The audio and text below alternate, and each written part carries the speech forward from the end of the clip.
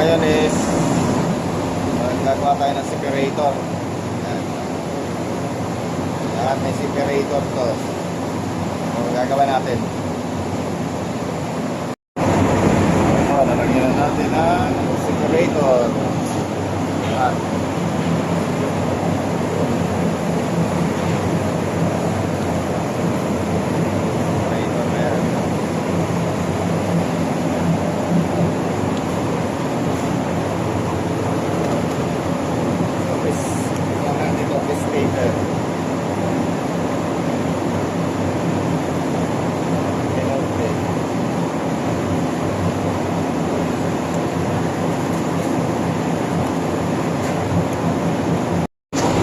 After malagyan natin ng separator, yan naman yan ng kabila.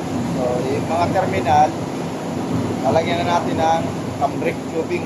So, lagyan natin lahat yan bago tayo mag-splicing. Okay.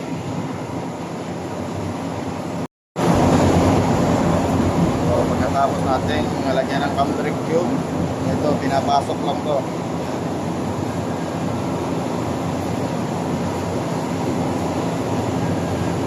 Lang yan. Load natin is splicing na tayo. Mag-i-splice na tayo kung sino yung magkakasama ng mga coil. I-splice na natin bago natin talian.